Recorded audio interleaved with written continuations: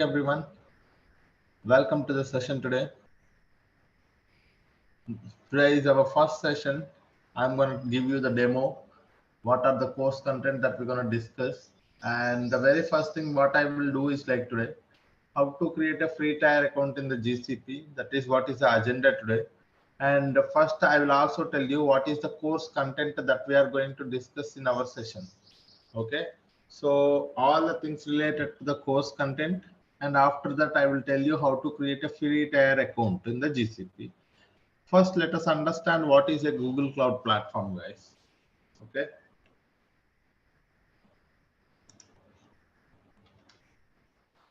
so GCP, what is GCP? Okay, so we are seeing nowadays cloud platforms become very famous because cloud platforms are mainly responsible for the cloud computing. Okay, so all the computation required for the data engineering or Kubernetes or application development, everything will be taken care by the cloud platform itself. Likewise, in the Google Cloud Platform is one of the leading cloud provider like AWS and Azure. So it is also providing you the cloud computing services. Okay. If we have to say what are the services that the GCP is providing, okay, in terms of a data engineering, you can look at the databases that it is providing, and also big data tools, big data processing tools, so many other. So these are the things that the Google Cloud provides. For example, there is a compute engines, Kubernetes engines, app engines, like with cloud functions, serverless platforms, fully managed services. Okay, so all of these things that the Google Cloud platform is providing for us. Okay. In our session, what we are going to discuss this, let me open a OneNote where I'll tell you what is the course content that we are going to discuss in our session and a later point of time. So if you guys have any questions, I will we will spend the time to discuss discuss if you guys have any questions. And let me tell you what is the course content first. So here is the course content, guys. So as we already know, as I mentioned, Google Cloud Platform is providing a pool of cloud computing services such as Google storage and database services, as well as big data services. Okay. Here also you can see Google big data services. Okay. So in our session, what we are going to discuss is these are the things that we are going to discuss in our session, guys. Google storage and database services. Okay, the very first service that is what we are going to discuss is Google Cloud Storage. What is a Google Cloud Storage? Why it is important? What kind of a tool it is? What kind of a data it is going to store? All the things related to the Google Cloud Storage. And not only that, very important things about is like security aspect, because Google Cloud is one of the scalable and secured platform. So when you say secure platform, how do you make sure that it is secure? So with the help of the access control, with the help of the retention policies, with the help of the bucket access. So all of these things we are going to discuss. And after that, we are going to look at the cloud SQL. Okay. For that one, let me actually open my pen.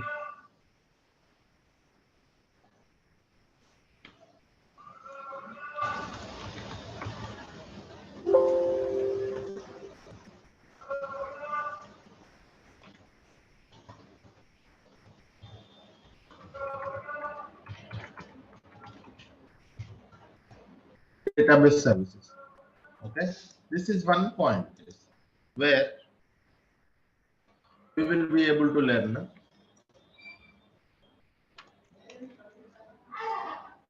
storage and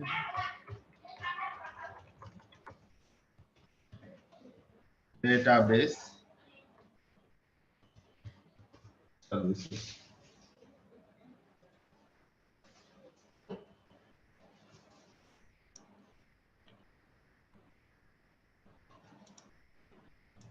Okay, in this one, we are going to first see Google Cloud Storage. Yes, Google Cloud Storage is acting as a data lake in the GCP.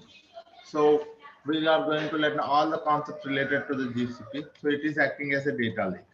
So we will learn what is a data lake, why it is a Google Cloud Storage is having a considered as a data lake here, how much amount of data we can store in the Google Cloud Storage, all of those things we will see. Okay, and we will see practically how to create a bucket and how to upload objects and how to work with the Google Cloud Storage with from the Cloud Shell or Linux commands. So all of those things we will see, guys. And one more thing. So this is a storage perspective. What about the database perspective? So for the RDBMS solutions, RDBMS, we have Cloud SQL and Cloud Spanner, guys. So we have two services which are considered as the RDBMS solutions, Cloud SQL as well as Cloud Spanner. What is this Cloud SQL, guys? Cloud SQL is one of the fully managed services provided by the GCP for running the MySQL database, MySQL engines, as well as PostgreSQL engines, as well as SQL Server. That means if you have a on-premises MySQL, if you wanted to migrate it to the same MySQL with the same version to the cloud, you have these services available, readily available, guys. Okay, so this is a Cloud SQL and Cloud Spanner that we are going to see in our sessions. Instead, I would say here like this.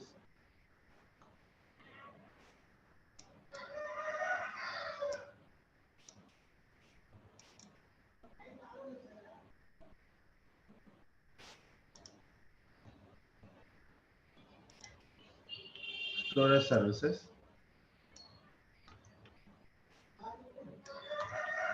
We have here RDBMS. In RDBMS, we have first one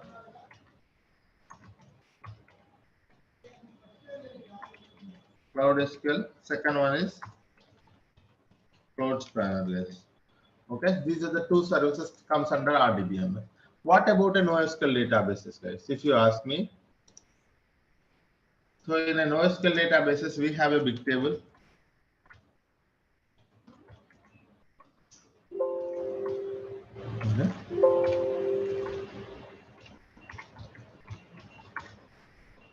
NoSQL databases.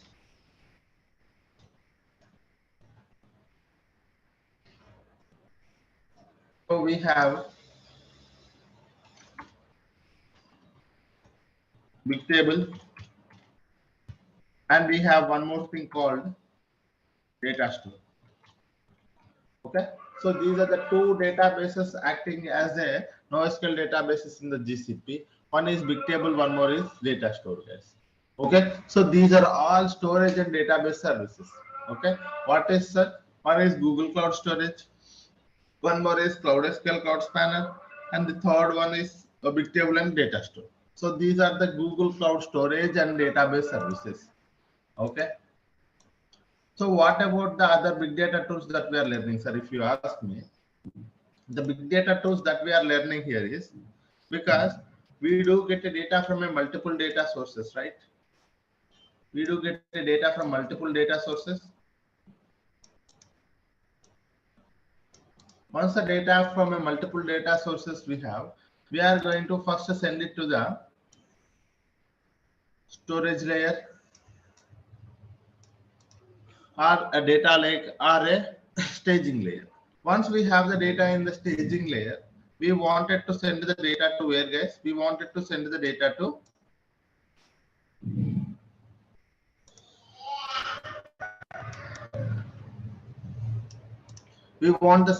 send that data to the data warehouse. After that, there will be a different users will be there. Either it will be an ad hoc request, or it will be a reporting purposes, or it will be a business manager asking for a requirement. So there will be different requirements. So based on those requirements, we are going to create some insight tables on the data warehouse those will be used for the reporting purposes, or those will be used for the decision making purpose. Okay, so this is how it looks like this. If I wanted you to understand clearly, so here data will be first ingested into the data lake. So here it can be an RDBMS.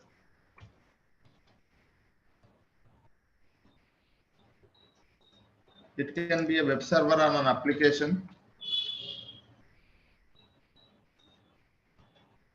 It can be a web server or an application, guys.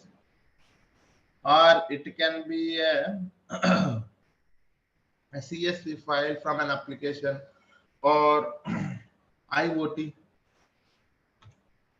data from an IoT application. So you get a data from a multiple data sources. You try to ingest the data into the data lake. So this is your data lake, guys. You try to ingest the data into the data lake, and once you have the data in the data lake, you try to first send the data to the where, guys. You try to process the data and send it to the data warehouse. Okay, what you are doing, guys, here you are trying to process the data. Okay, process the data, transform the data, clean the data, whatever the things you name it, all of those things, guys. Okay, you try to process the data and send it to the data warehouse. Finally, as per the business requirements, it will be creating a ML models. There will be a dashboard requirements. There will be ad hoc requirements. So based on the BA requirements or ML or some ad hoc requirement. Ad hoc. Okay. So this is how it will be, guys. Okay, so this is what is a typical architecture of a data world, guys. A data engineering, in a data engineering, what we will do in a high level, if you want you to understand, this is what we do, guys. So we will be working on an ingestion process. Here it is a source, guys. You can think this is a source. Okay, from source to the staging or a data lake. People call it as a storage layer. Okay, and here we are going to do what, guys? Ingestion, right? Ingestion are collecting the data, and what we are doing is we are doing process. What we are doing in a data warehouse, we are trying to analyze the data, transform or analyze, right? Transform, finally analyze, analysis. So this is what I am calling, what you know, guys. This is what is mean by a data life cycle. In a data life cycle, you're gonna get the data from a source.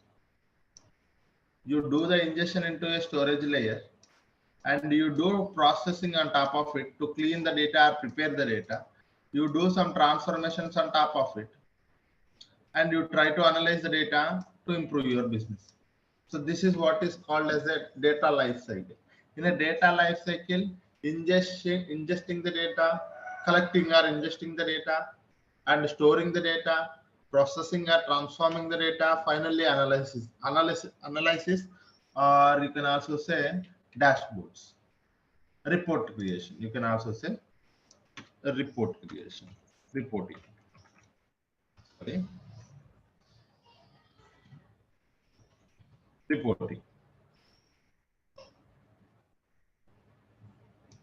Okay, so this is what is the typical life cycle, data life cycle, guys. In a data life cycle, this from the source to the finally reporting, that is where your destination is, right? You are going to create some dashboards, or you have a table that you can do directly do the analysis, or you ingest the data and finally store it in a one, instead of a storage layer, you can just mention it as a storage base, storing, data storing. Okay.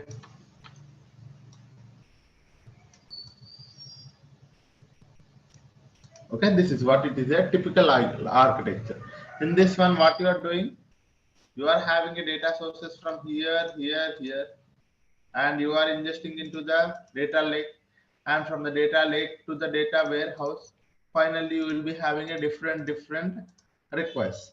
So based on this one. So in a data life cycle, these are the processes that you are coming up with, guys.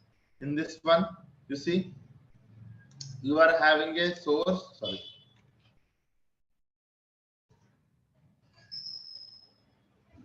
You are having a source, ingesting, storing, processing, as well as transforming the data. So this is what is a typical architecture. It will be real. This architecture is very helpful for you to understand the data engineering, guys. But here, what are the RDBMS? So, okay, sir, this is a data engineering life cycle. But you tell me, what are the RDBMS technologies that we are going to learn in our sessions? If you ask me that question, okay. So here I have mentioned here RDBMS, Cloud SQL and Cloud Spanner. Sometimes it can be a non-RDBMS as well, nothing but a NoSQL databases as well. That can be a big table or a data store. Okay. Sir, for ingestion purpose, what are the tools that we are using, sir? There are plenty of the tools for the ingestion purpose. People are using the PubSub, people are using the Kafka connector. We are going to learn the PubSub, guys. Okay. What about the data lake, sir? As a data lake, we are learning the Google Cloud Storage, guys. Okay. What is the data lake, sir? In GCP, we are learning the Google Cloud Storage that is acting as a data lake. Okay. And after that, we wanted to do some processing on top of it, right? This is also very important step, guys. This is not the very simple step. Processing. What are the processing tools that we are going to learn in our session? If you ask me, I want to mention those points here. Okay. Data processing services. Data processing services, that first thing we are going to learn is data proc for Hadoop and Spark environment. Data flow for Apache Beam with Apache Beam programming model. Data fusion for creating a data pipelines without writing any code. One more is Cloud Composer, nothing but Airflow environment, managed Airflow instance, guys. For creating a DAGs. It is a workflow orchestration tool where you create a DAGs with the help of the Python coding, guys. Very important tool. Okay. You're going to look at the PubSub.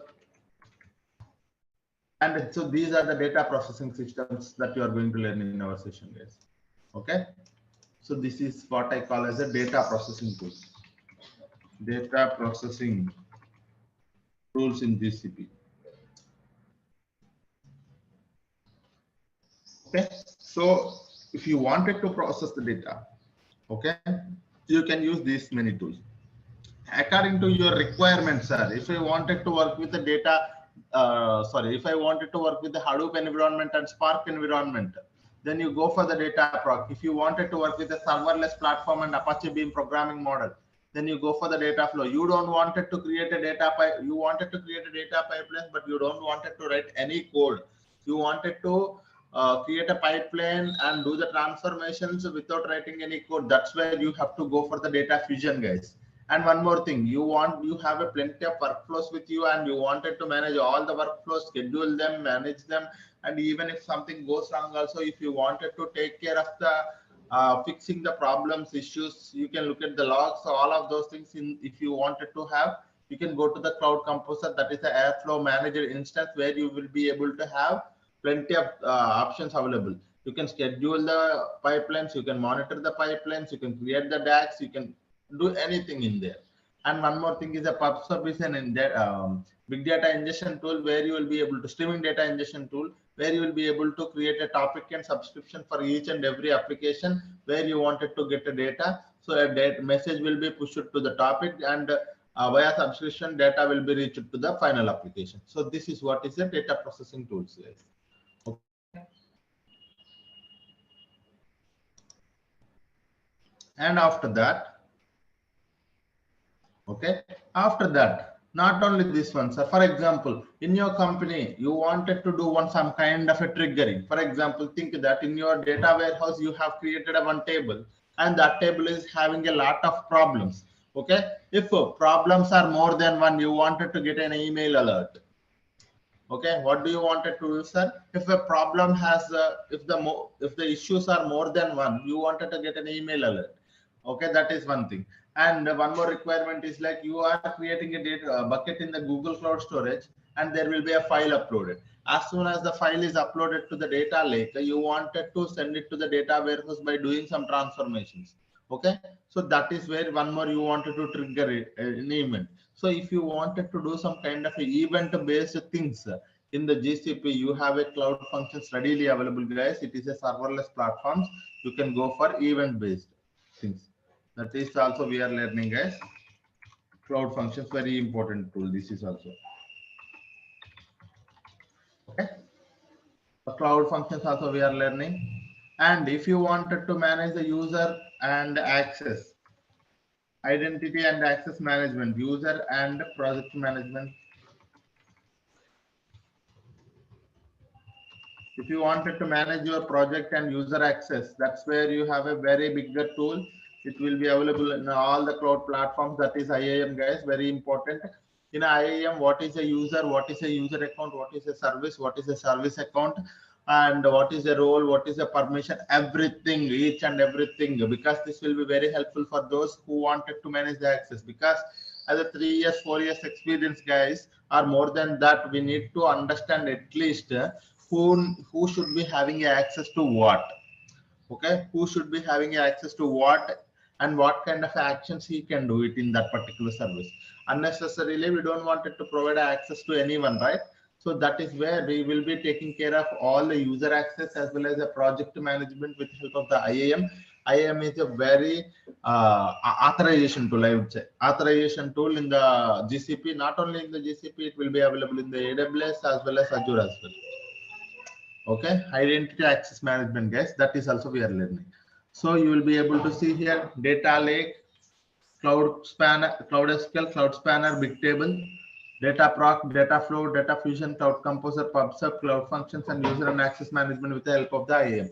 So these are all the tools that we are going to learn in a very detailed manner. Okay, data processing is here. And I sorry guys, I actually forgot a very important tool, that is BigQuery. That is our data warehouse, right? That is also comes, actually that is not a data processing tool, that is a data warehouse tool.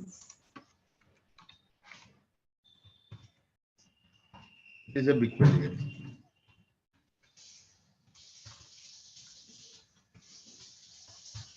Okay, BigQuery. Okay, what is a BigQuery, guys? BigQuery is a modern data warehouse. It is acting as a data warehouse in the GCP. Okay, so this is also one more important thing that I actually forgot to mention somewhere. So this is a very important tool, sir, comparatively.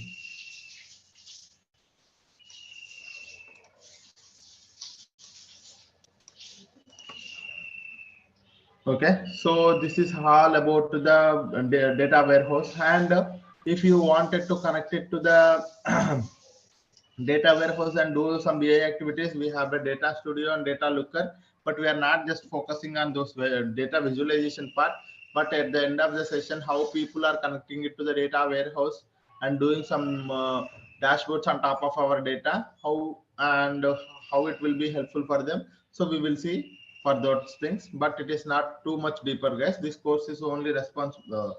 This course is mainly intended for the data engineers. Okay, so this is what we are going to do, guys. Okay, any questions anyone having so far on the course content? Any questions, guys?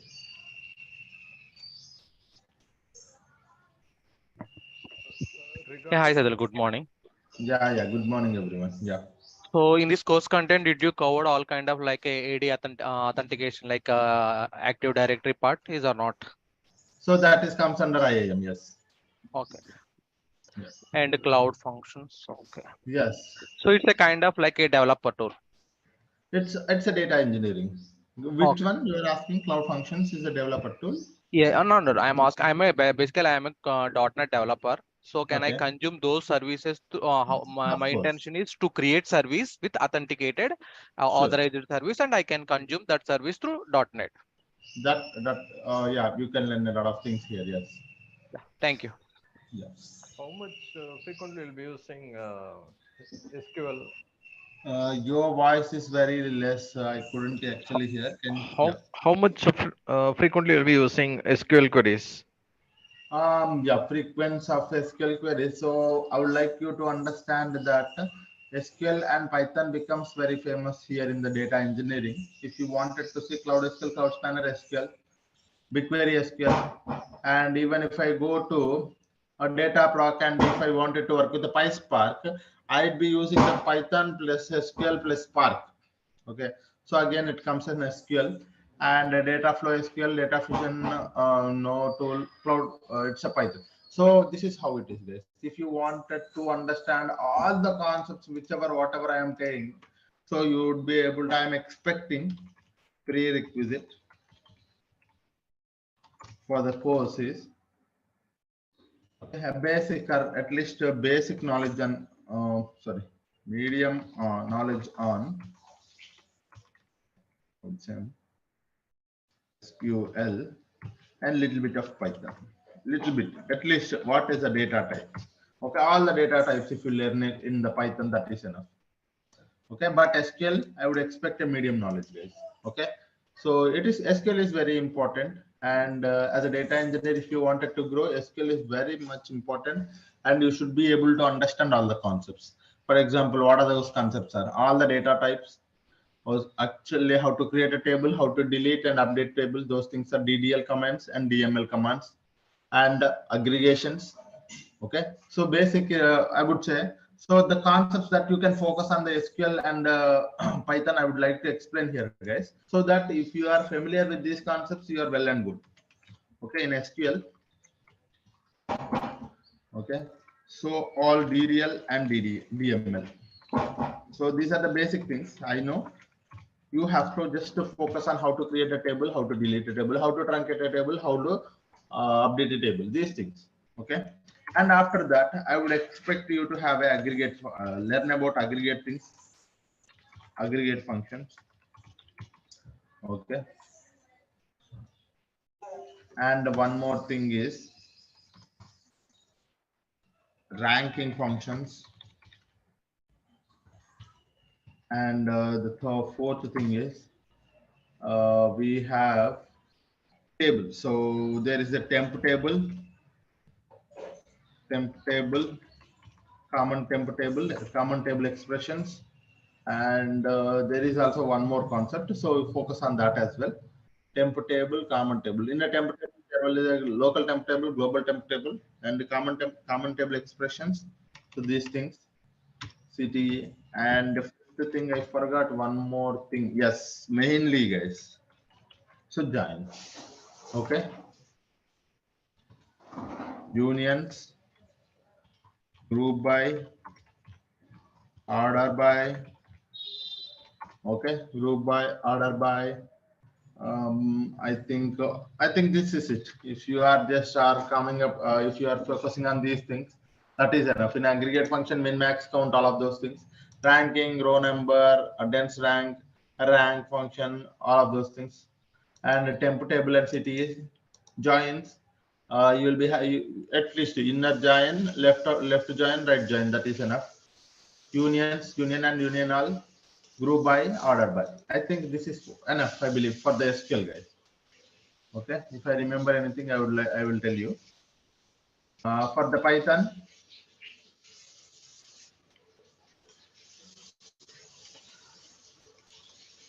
Python, I would expect you to have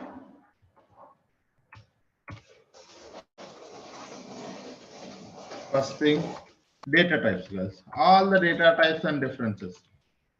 Very important thing. It actually takes a lot of time to understand these data types. And okay, then the very next thing is like aggregate functions. How do you do it in the aggregate function? Okay, if you get a time, look at the map and reduce. And if you still get a time, just focus on pandas framework.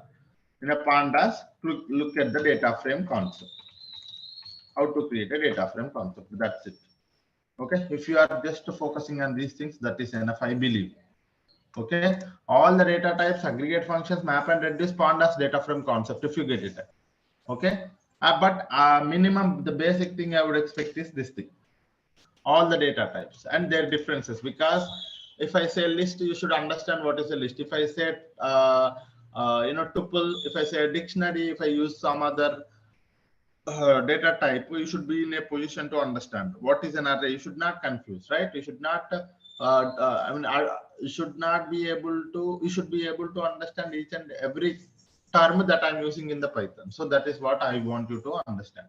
Okay, so these are the concepts that I would expect from you guys. These are very simple concepts. If you sit for this is for 2 days, this is for 1 day, you'll be able to understand all of these concepts. That's it. And development perspective, what we are going to learn in our session, if you ask me. So these are the prerequisite, right? So what I would be expecting, what kind of a development knowledge that I'm expecting from this course, if you ask me, you can expect, I would directly mention here itself, you can expect SQL development knowledge, and one more is PySpark development. Okay, these are the two things that we are focusing on. Okay, so sometimes we are also using the Python, so Python also you can do. Okay, so this is what it is. So I will also tell you how you can actually go for the Java also. So that is also fine. Sometimes one of the code or two of the codes I will also include the Java, but that is more for you to understand. Okay, this code, the code will also be there in the Java. But the thing is, like, our main focus is on SQL and Python for the data engineering, guys, because it will be really helpful for you if you wanted to grow your career in a data scientist level or a machine learning mode. Because as a data engineer, if you work for the next 2-3 years, you will be able to easily enter into the data scientist roles, or you can also go for the machine learning roles, because it is actually one another linked, guys. Okay, so this is what is a prerequisite that I would expect from you guys.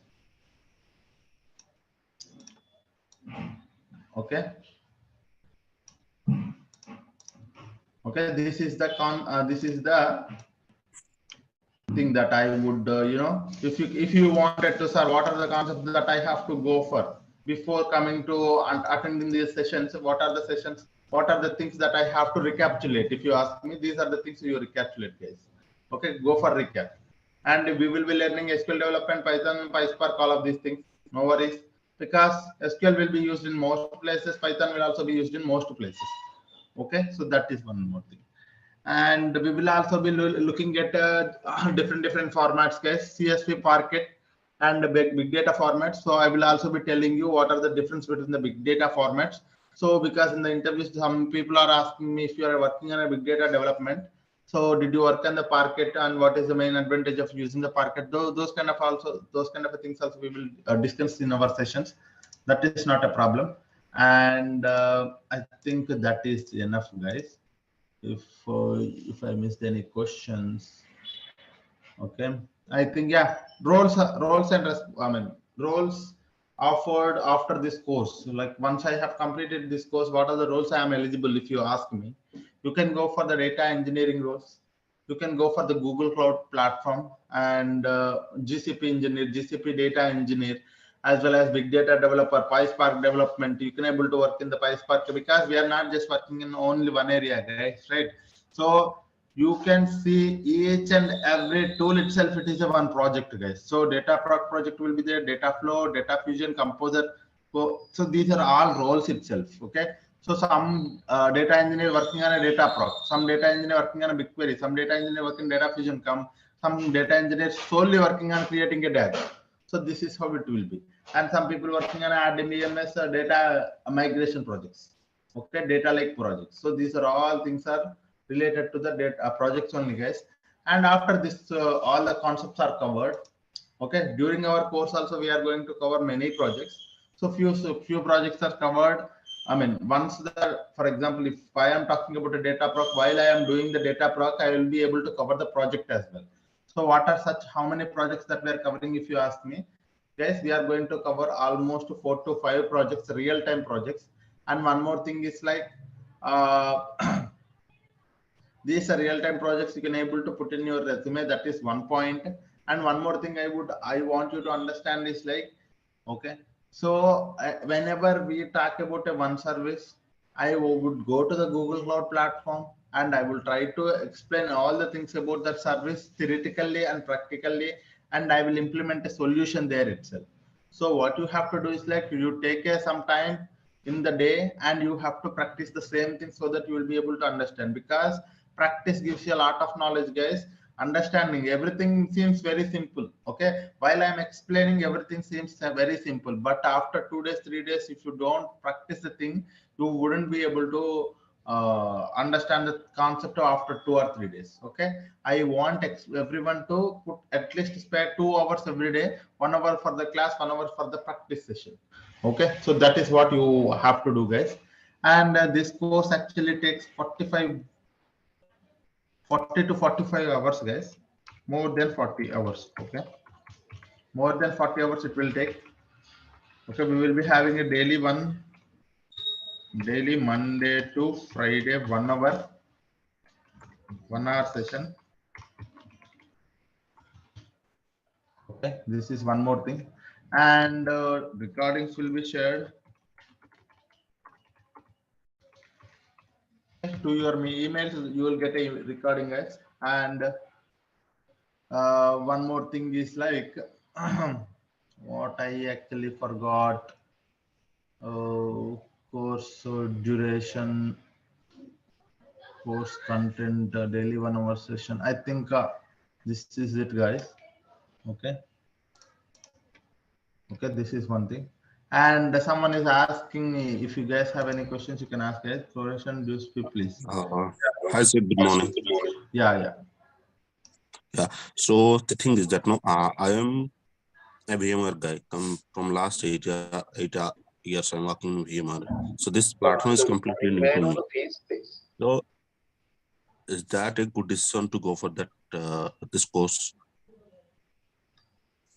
Yeah, it will be really helpful for you guys for going to this course. It will really helpful for you.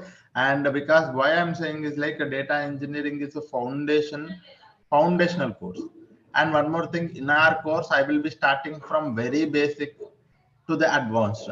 I cover sometimes what is a data. I mean, because when we talk about a relational databases, I would talk about what is the data, what are the classification of the data, what is meant by structured, unstructured, semi-structured data.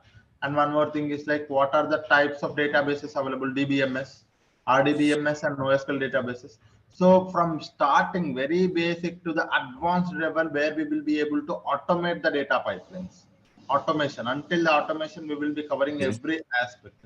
So this course will be really helpful for you if you wanted to build your career in the data engineering. Data engineering is not simple, guys. One more thing I want you to understand, very trending technology, very trending.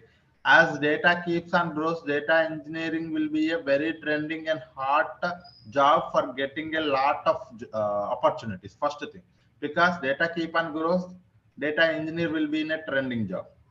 Okay, and there will be a plenty of opportunities and highly paid job, guys. If you go and look at the highly paid jobs in the world, data engineering is one of the job which is a highly paid job. Okay, yeah. Someone is Okay. asking So for a duration. The course duration is 40 plus hours, and course fee you can able to contact the team so that they will be able to help you on the course fee, guys. Okay. Yeah. So sorry for interrupt. One more thing. Yeah. So as you mentioned, the prerequisite that SQL and Python is needed. So, but I don't have that knowledge. That's the reason I'm getting. So that is the reason. There are people here who does not know the SQL. There are few of my students who does not know the SQL and Python. But what I suggested them is like the only thing why my point of mentioning the concepts here is this one. You take a snap of this one. If you wanted to build your career in the data engineering, you take a snap of this page and look to go to the Google or YouTube or anywhere. There are plenty of resources for SQL and Python. Only focus on these concepts. I'm telling you, it wouldn't take 3 to 4 days. Okay, getting the basic knowledge on these concepts, it wouldn't. That's the reason I have mentioned here the concept. There is no point of mentioning the concepts if you guys already know it. So there are few people who does not know the SQL, who does not know the Python, but still they wanted to enter into the data engineering world. So that is why I have mentioned here the SQL concepts and Python concepts. You take a snap of it and keep it with you. And we will be going to the deeper concepts. It takes 1 week or 1.5 weeks when we enter into the deeper concepts, main concepts. Meanwhile, for this next 5, 6, 7 or 1 week plus 10 days, you will be able to focus on these concepts and get a knowledge on it. Okay. Okay. Yeah. Thank you. Yeah. MySQL or MS SQL will be Both are using. same. All are same. Both are same. No worries. Yeah. Okay.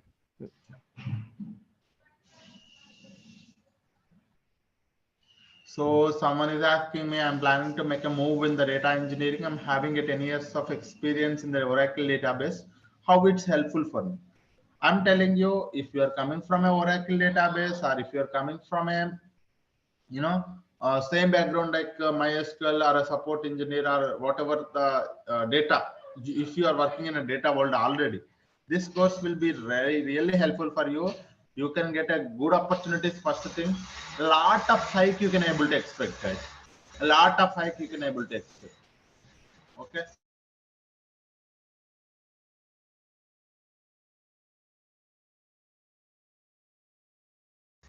Okay, so you can expect a good opportunities, and you, if you wanted to be in a trending job, this role really help you. You worked on my Oracle DB. It is kind of a very good job, but you wouldn't be able to get a high XR. You wouldn't be able to get a laptop opportunities if you wanted to try it out. But data engineering is a very trending job. After 10 years, you wanted to again switch a job. It is again very trending. So it will be there for next 10 to 15 years. Data engineering in a very good position, guys. But this is one thing. And what is the course fee, and who can help us to let us know? So for the course fee, guys, you can actually go for, okay, um,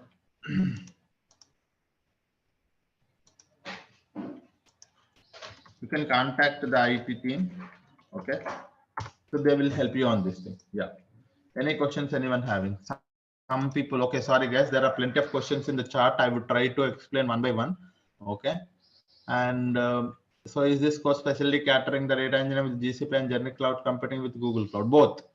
Okay, that is both, guys. Any project included in this course? Of course, guys.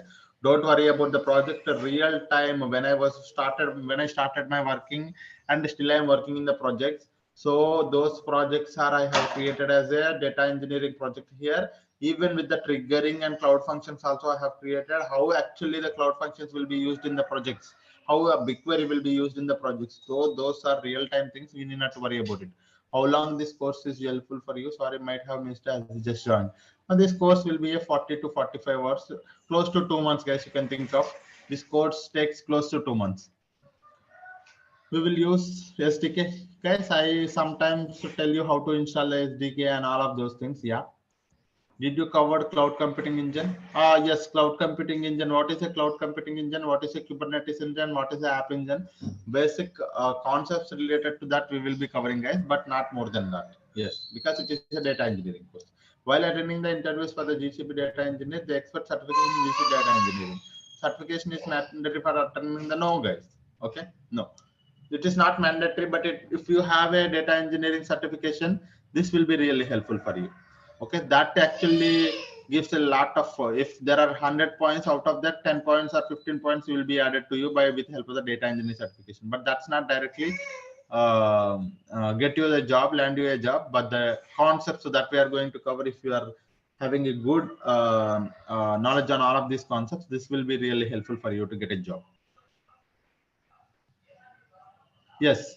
So one more thing I want you to understand, whenever I was talking about a one concept, let us just say, okay, let's just say data lake. When we are talking about a data lake or a BigQuery, so for a data lake, I'll try to give you some assignments, guys. Okay. And whenever talking about a BigQuery, I will try to give you 2 to 3 data sets for your assignment. Okay. You have to, what you can do is like you spare your time and focus on the answering those questions.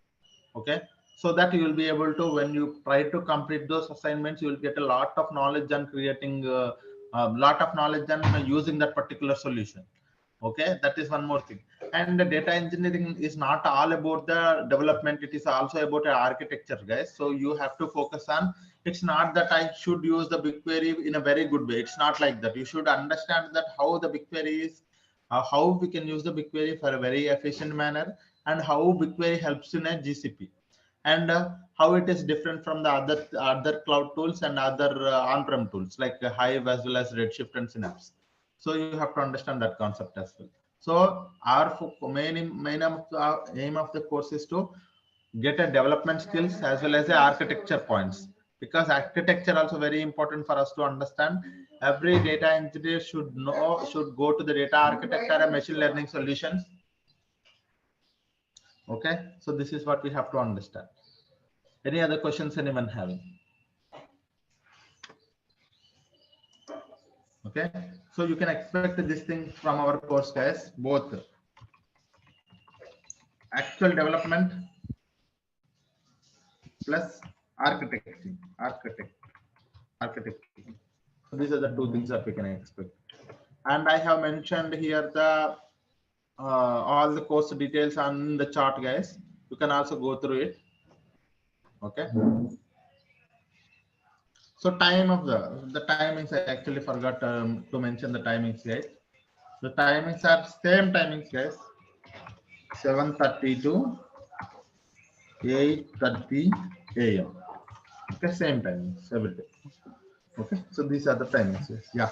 Any questions anyone having? Yeah, Saidhul, I have one question. So I'm Yeah. expecting just I have to created one sample web application. Then how I want to deploy that application, the cloud. Is it possible to cover in this session? I mean, in this course content or not?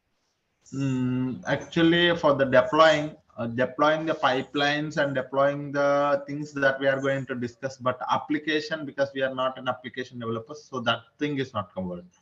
Okay, thank you. But creating a data pipelines, deploying those data pipelines, because that is where we are focusing on as a data engineer. Yeah. Okay, thank you. Yes. Yeah. Someone is asking a batch time that I have mentioned here, guys. On premises to the cloud. Yes. Data migration on premises to the cloud that we are covering. Yeah. Any other questions, guys? Anyone?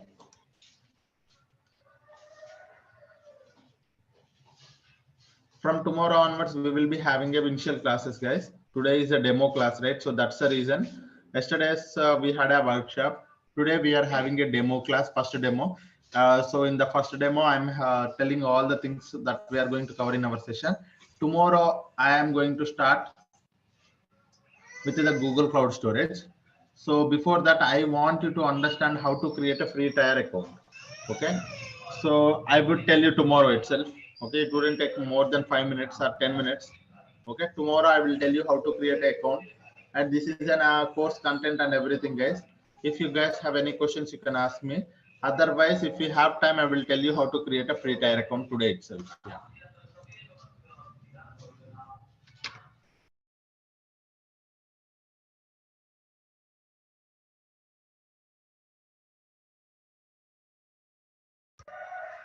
Okay, guys. So this is it for today.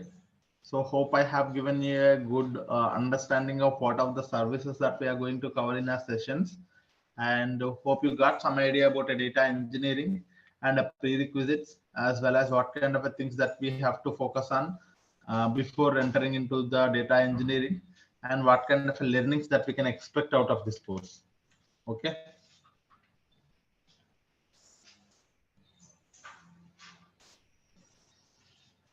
Okay.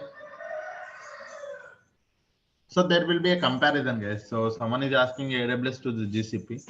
Whenever I am covering one service in the GCP, I would also tell you what kind of a service that is the same available in the AWS as well as Azure as well.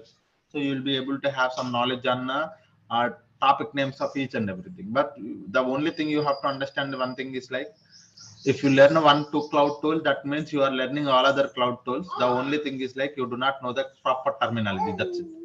Okay, so if you are learning one tool, that means one cloud tool means you are learning other clouds as well. Okay, so don't think that if I learn what could be a thing, that if I go to the company, if they're asking me to work on AWS, it's the same thing. You need not worry about it. The technology is same. The only thing is like a platform is different. That's it.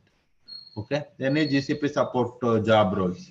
So all these things, the development plus support plus big data developer plus admin plus, this course will be for all of the things, guys, because we are covering the IAM for the admins. We are covering the if you are wanted to go for a support, you need to know the services first. So you should know the development plus support. This course is for the development. If someone wanted to go for a data engineer, a developer or a support developer, support engineer, or admin. So this course will be helpful for all of you guys. Yeah.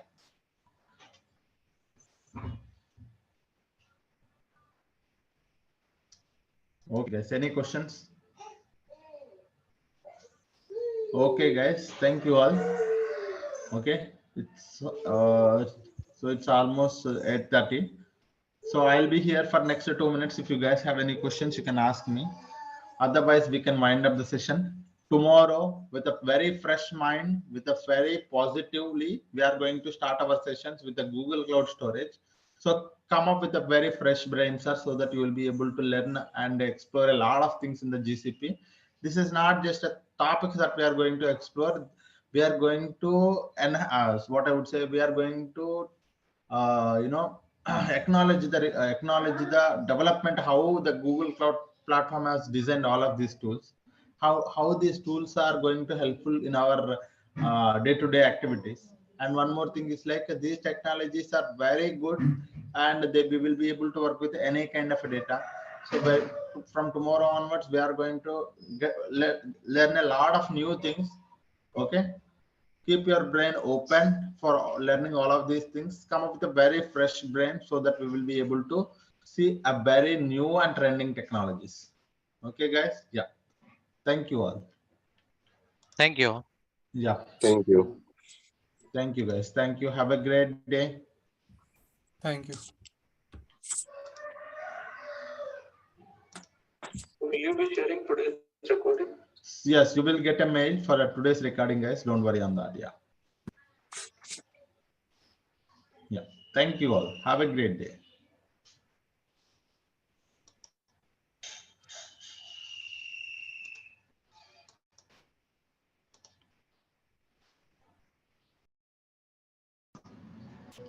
Hello, everyone. Good morning. Welcome to the session today. Hope you guys are doing good. So, yesterday we had discussed what is the course content and everything. Recording in progress. Right? From today onwards, we're going to discuss the very first topic, that is in a GCP, we have a GCP database landscape and big data landscape. So one by one, we are going to start with. So in a first half, I'm going to explain few concepts related to the databases, that is our Google Cloud Storage. And after that, we're going to start with at the second of our session, I will tell you how to create a free tier account in the GCP, so that you'll be able to create a free tier account. After that, you'll be able to practice what are the sessions that we are having in. So let me start with the session today. So in the GCP database landscape, this is the agenda, guys. Okay, we are going to explain all the GCP databases landscape and the differences between the RDBMS as well as NoSQL databases. And in this one, we're going to look at the Cloud SQL, Cloud Spanner, and Bigtable. Okay, so these are the things. So first, we're gonna see data lake modernization in the GCP. If you wanted to have a data lake in the GCP, how we can have it? So which tool can be acting as a data lake in the GCP? Let us see one by one, right? So yes, we already know what is a data lake, guys. A data lake is a centralized repository to store the data. Okay, a centralized repository to store or retrieve the data as per the business requirement, right? So what kind of a data we can store, guys? You can see here. We can store structured data, semi-structured data, unstructured data. We can store either if it is a batch data or streaming data. It should be able to stand for SQL, ML, and searching. We can able to store on-prem data, cloud data, and data. So it is a scalable and secured platform to store the data, retrieve the data for further analysis or processing purpose. So this is what is a data lake, right? We have seen what is a data lake. Let me try to tell you what is a data lake from my notes. This is my notes, guys. Where is that?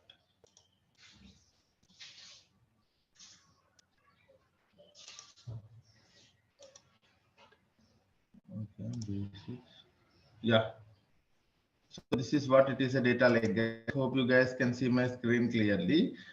Okay. So usually you get a data from a multiple data sources. So in a data lake, the data lake should be withstand to store any amount of data that is coming from a multiple data sources, and it should not restrict any data format. It should allow any data format to be stored, any amount of data to be stored, and it should be scalable platform and also secured platform. Okay, so that is what is a data lake. A data lake is a centralized repository to store or retrieve the data. And what kind of a data we can store, guys? Any kind of a data we can store here.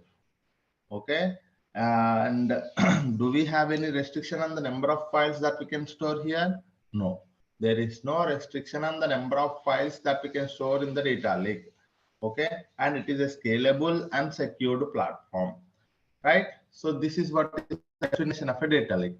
Now let us see data lakes using a GCS. In a Google Cloud platform, we have Google Cloud Storage is acting as a data lake. What is that? Let us see now. Okay, so this is Google Cloud Storage is as a data lake in the GCP. So what is a Google Cloud Storage, guys? So let me go to the print and try to explain you guys one by one.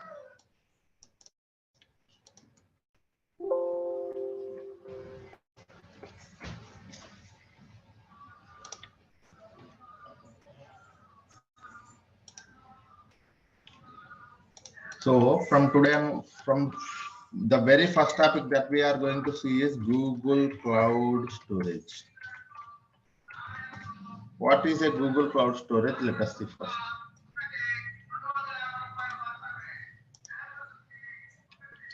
Okay, so Google Cloud Storage is one of the fully managed services in the GCP. What is this one, sir? One of the fully managed services in the GCP. What do you mean by that, sir? What is mean by fully managed service? Sir, I want you to understand what is mean by fully managed. For very first thing, I will try to tell you. Sir, if you go to any cloud platform, okay, if you go to any cloud platform, the services in the cloud platform are categorized into two things. One is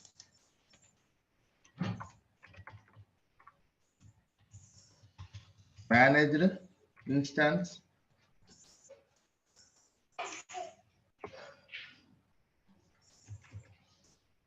okay, not managed, virtual machine. Second one is managed instance, and third one is serverless. Okay, sir, VM based. People call it as a VM based. Okay, these are the three categories. If you go to any cloud platform, the services in the cloud platform are categorized into three. One is VM based services. One more is managed services or fully managed services, and third one is serverless. What do you mean by that, sir? In a VM based services, okay, for example, look at your laptop. In your laptop, if you wanted to work with any of the Python coding, or if you wanted to develop one application, what do you do, sir? You manually download one software like Python application, and you will provide some resources to that, and you will try to install that, and after that you go for the application development. What do you do, sir? Whatever the requirements, whatever the resources, whatever the infrastructure required for your entire application development, you as a person taking care of it, considering from the laptop itself. So you need a laptop. That laptop needs to have some kind of resources, and that laptop will have its own configuration.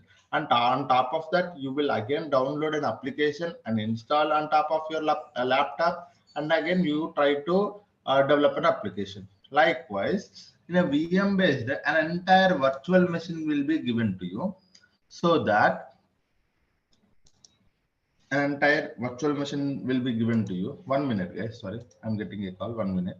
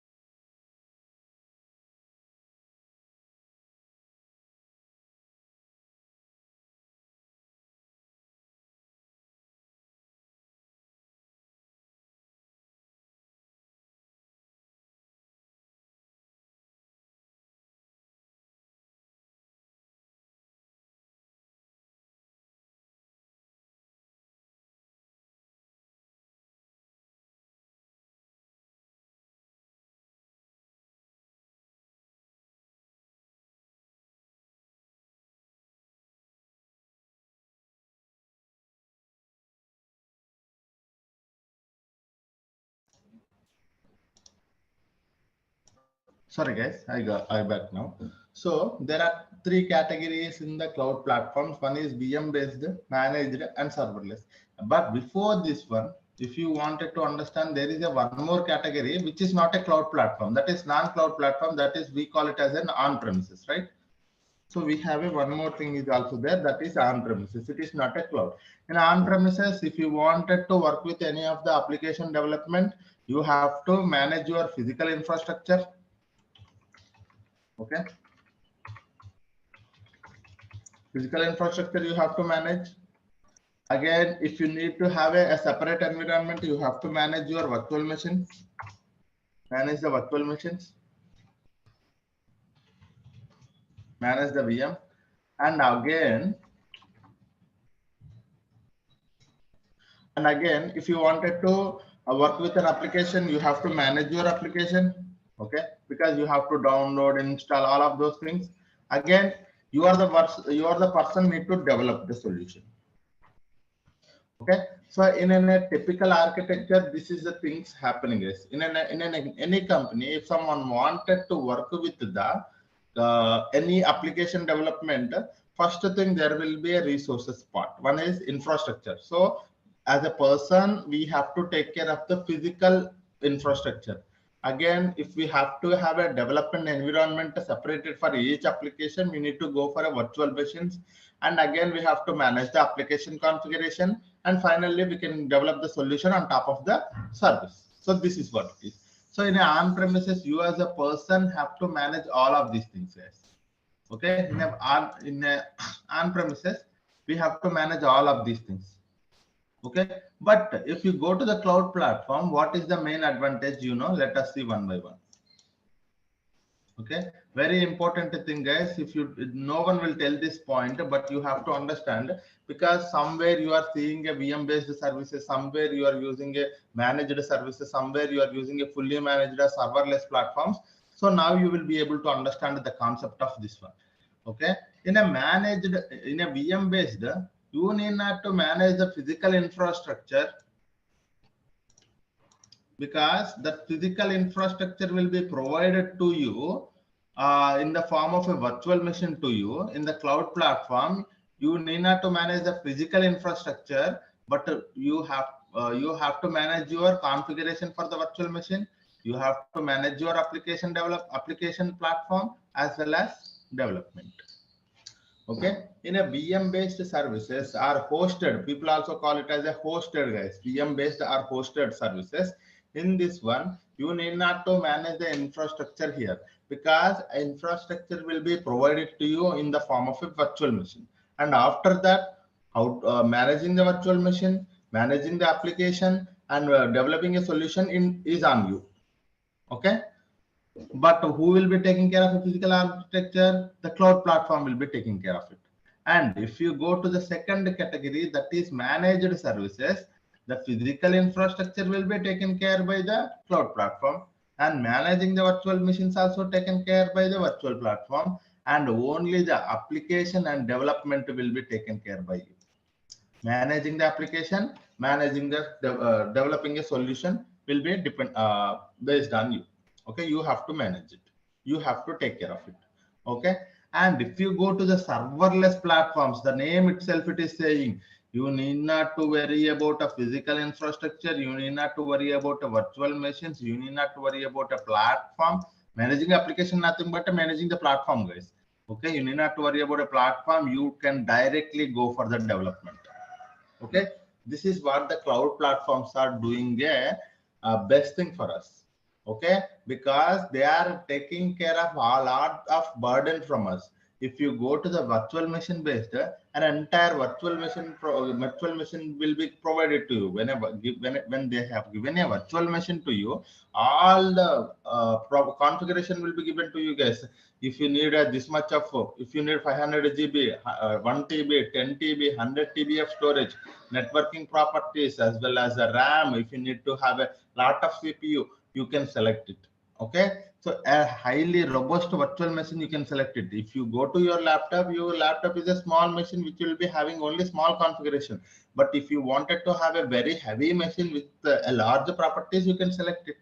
Okay, that properties will be, that management of the virtual physical infrastructure will be taken care by the cloud platform. How, sir? We already seeing some data centers, right?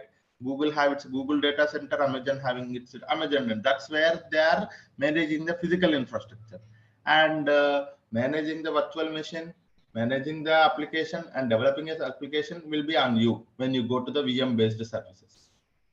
If you go to the managed services, physical infrastructure as well as managing the virtual machine will be taken care by them.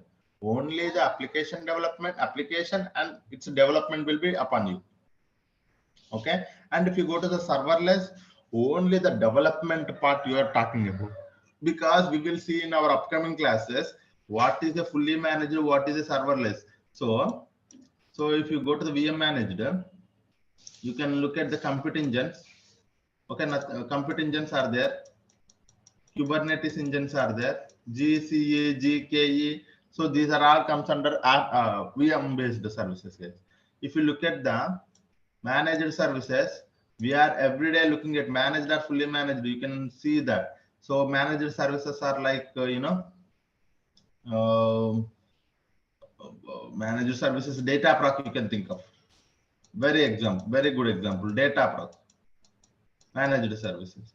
And for the serverless, BigQuery is the best example. Dataflow is one more example. So you need to categorize the services in such a way that it will be very helpful for you to understand it. Because in a company, if a client asks you whether what kind of because we are looking for a serverless platform, you should be in a position to understand what is the serverless platform. If they are looking for a semi-serverless platform or a managed services, you should be in a position, because serverless platforms provide you a lot of benefit when you are when you talk about a cost.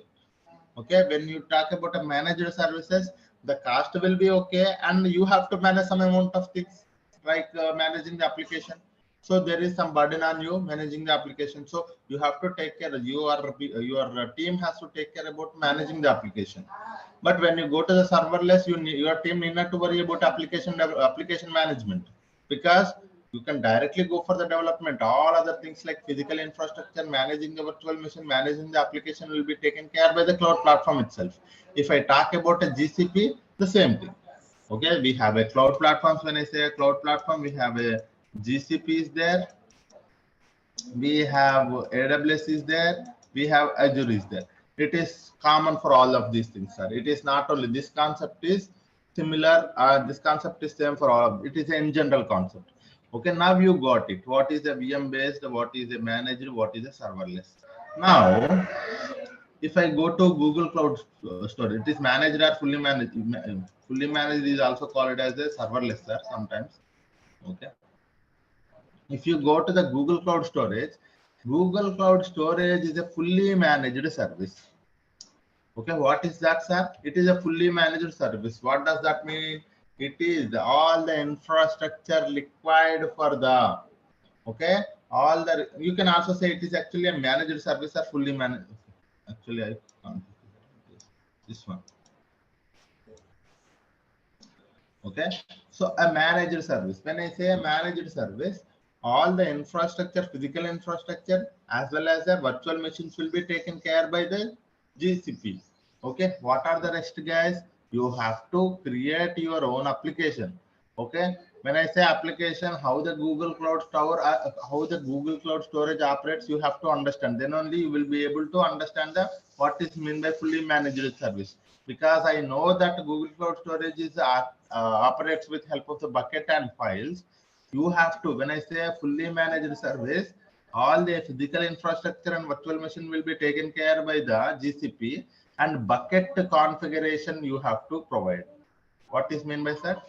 You have to provide the bucket configuration. When you provide the bucket configuration, a bucket will be created for you. Okay, and after that you can upload files, you can go for the development. When I say development for the GCP is creating a file or uploading a file, uploading a lot of files, creating many buckets, so like that.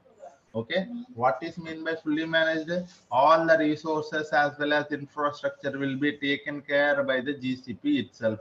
So for that point, I have explained all the things, guys, because this terminology will come all the time. So that's the reason I have told, I have explained here. Now,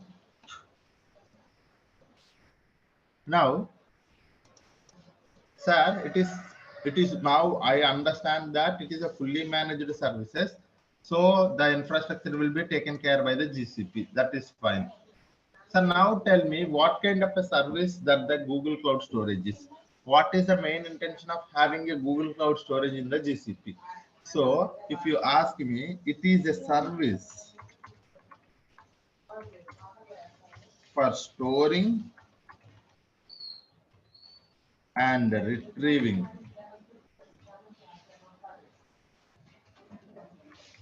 the data. Okay, so what kind of a service it is, sir?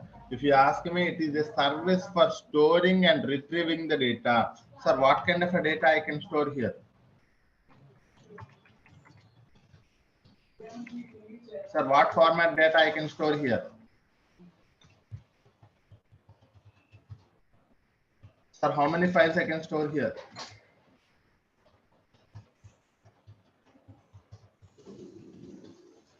Okay, sir, how much amount of data I can store here?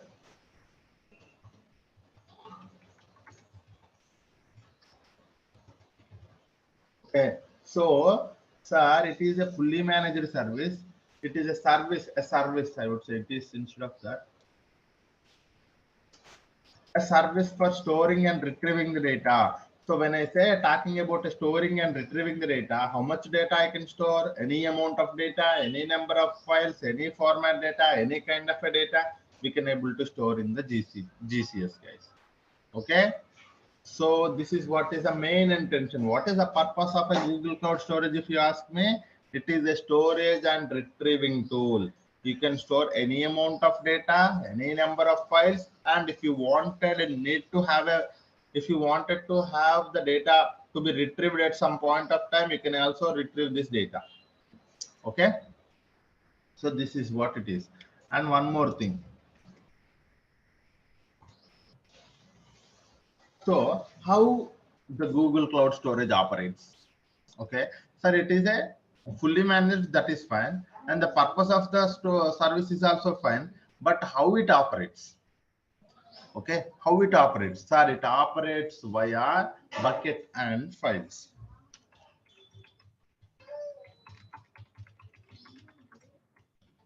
Okay, it operates via bucket and files. Sir, some people does not know what is a bucket. I want you to understand this terminology now. Okay. Sir, what is a bucket? Sir, a bucket is a container. The terminology is this one, sir. Bucket is nothing but a container. Or some, if you does not know what is a container, also you can think of your folder. Okay, a container is not, a bucket is nothing but a container, and terminology for the object is nothing but a file of any format. Okay, so this is what is the terminology, sir. Now you will understand. So in a Google Cloud Storage, we are storing something and we are retrieving the something. So how the Google Cloud Storage operates? Sir, in a Google Cloud Storage, it operates via bucket and objects. I should mention here objects, not files, because the terminology is an object. Okay, it operates via bucket and objects.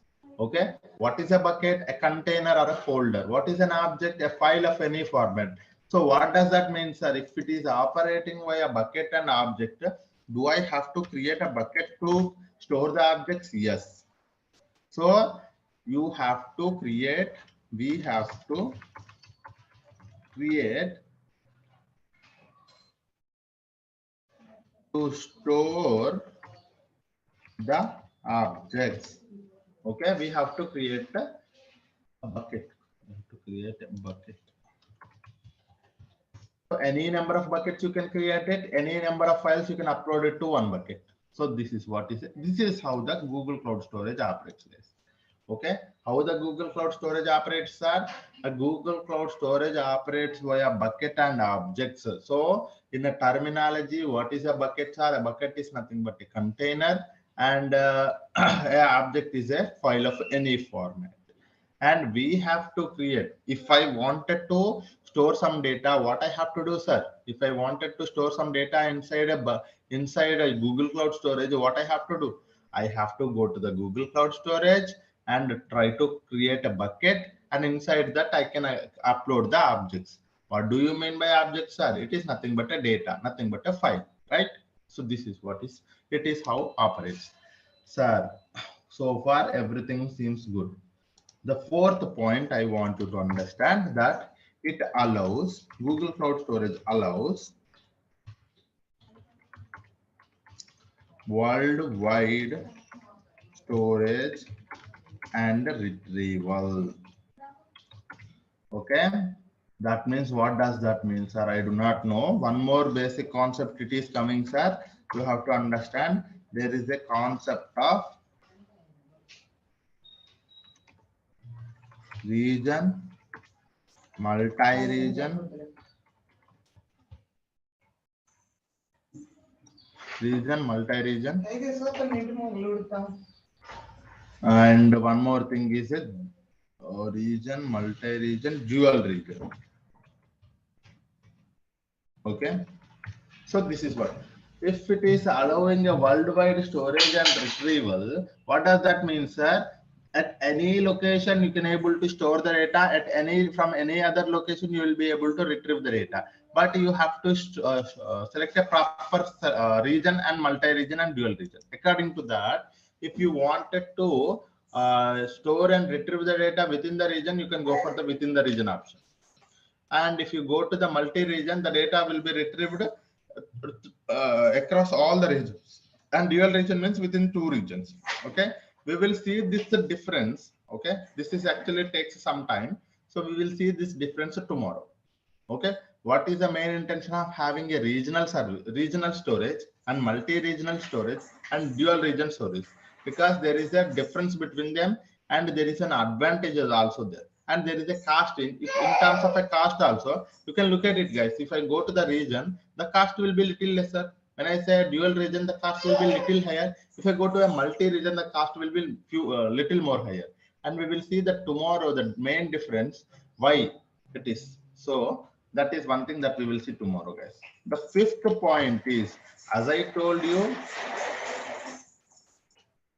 scalable and secured platform.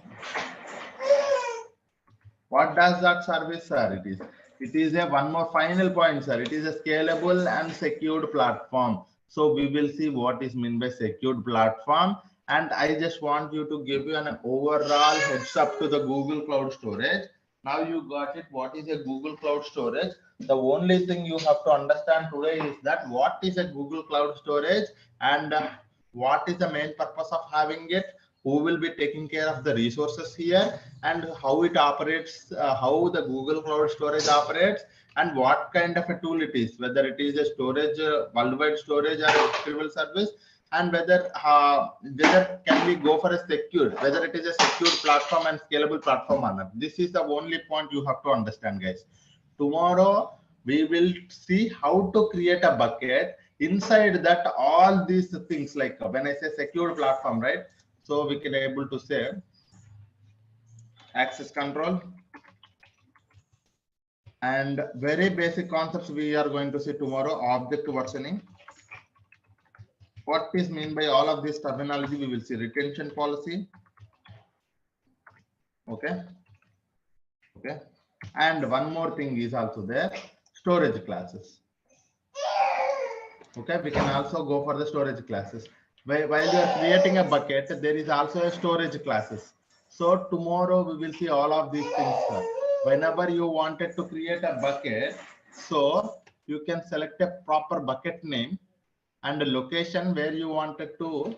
So when you wanted to create a bucket, you have to give a proper name to the bucket. Okay, you have to give a proper name to the bucket, and you have to select the location of the bucket, and you have to select the proper storage class for the bucket, and we have to select the access control, and we have to select the object versioning and retention policy. retention policy. Okay, tomorrow we will see while we are creating a bucket, all of these concepts we will see because these are the practical concepts. Okay, so what are these? How we have to give a proper name to the bucket, because it is not directly, sir, I can give any name. Okay, it is not like that. It has to be a globally unique name. How to select a location? When I say select a location, we know that we have a region option is there, we have a dual region option is there, we have a multi-region option is also there. And storage classes, there are 4 storage classes like standard, nearline, cold line, and archive. Access control also we have 2 options. Access control at rate bucket level, access control at rate object level is also there. So we have to see all of these things while we are creating a bucket. Okay, today hope you got some idea about a Google Cloud Storage as well as the different varieties of the services in the cloud platforms. Okay, yeah, any questions so far on the Google Cloud platform, guys?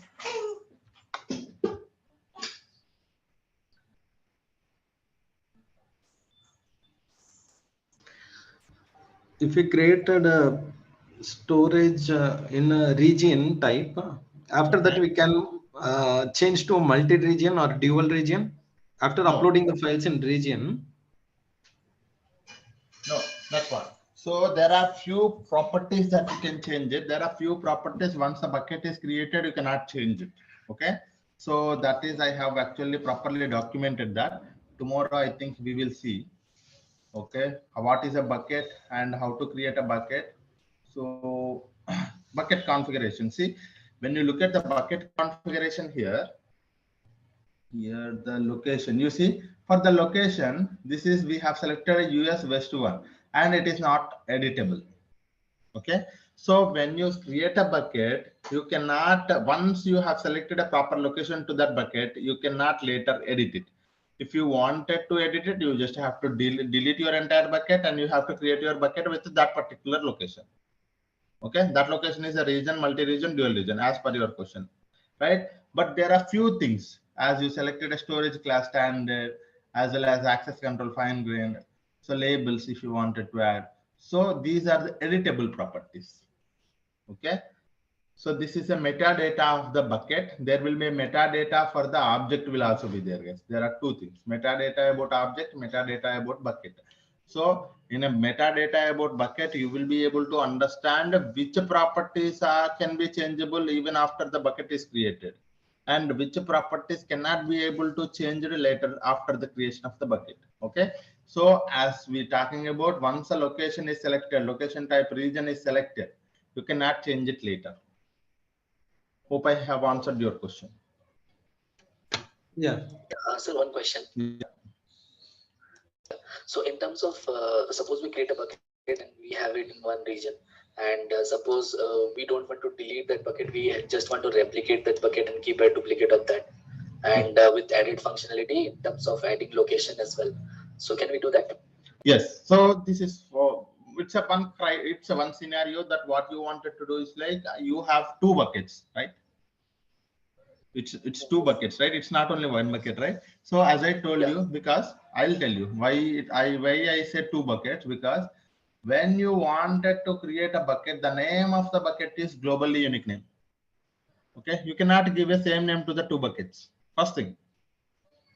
Okay, so when you give it 2 names, that means if they are two buckets, right? So what do you wanted to do is like whenever I upload a one file to one bucket, you wanted to have that same file in one more bucket also, because you wanted to copy the data.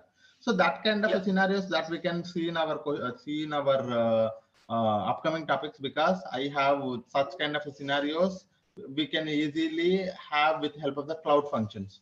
I will create a one cloud function code. That cloud function code will be doing is like, it is a serverless platform. In the backend, what it will do, it will try to copy whatever the data that you are uploading to the one bucket, and it will copy it to the one more bucket, so that whenever you do that activity, it will be backend, it will be doing this activity as well, so that there is a copy of your data. Okay. Okay, got it. Yeah, this can be done. Yes, we will be having such kind of scenarios, plenty of practical scenarios. We are seeing, and I want you to, if you are coming across such kind of a scenarios in your company also, you tell me, we will implement that solution. Okay, so that we will do, guys. Okay, I just don't wanted you to tell you a course and stop it here. I just want you to, if you guys have such kind of a scenario, sir, I am facing this kind of a problem, so can we implement such kind of a solution, or can we at least see an architecture for this solution? So that kind of scenarios we will see. If you are coming across, so please let me know. That's not a problem. And someone is asking a question, can you teach how to create a bucket via SDK? Sir, yes, we will create a bucket with the help of the Cloud Shell. Yes, of course. So I will tell you how to create a bucket two ways, sir. You can also see here. So because each and every, I want you to understand this point. I think I might not have told you this point. So let me tell you this point. Where is this? Yeah. So, sir, very important thing. I will write it here. There are two ways. There are more ways, but mainly two ways for me. Two ways to interact with GCP services. There are actually two ways for me. Okay, I don't know how people say, but for me, in my classes, I will tell there are two ways if you wanted to interact with the GCP services. One is UI, one more is code. Okay, one UI is nothing but a console. Code is nothing but a Cloud Shell or Cloud SDK. Okay, or SDK, Cloud SDK. Okay, this is what. In UI, we know that how we are interacting with the help of the user interface, nothing but a drag and drop, clicking something. That is what is a UI. If you wanted to interact with the services, if you wanted to use any service in the GCP, you can go with this way. Okay, this is a manual process. Sir, I wanted to create a bucket, or I wanted to delete something, or I wanted to interact with the Google Cloud Storage. You can also interact from the code, that is Cloud Shell or Cloud SDK, from anywhere. So these things also we will be seeing, guys. It is not that we are also looking, because I wanted to understand the concepts via UI, but tomorrow I wanted to automate it with the help of the code, because we are not just stopping here, because there are professionals who are automating the processes. Automating can only be done with help of the code. So there are two ways to interact with the GCP services. Keep this in mind, sir. Whenever you are getting any doubt, anything can be done with help of the UI, anything can be done with the help of the code. Okay, creating a bucket. Tomorrow, if I wanted to create a bucket, yeah, sorry. Through code, we can use REST API also.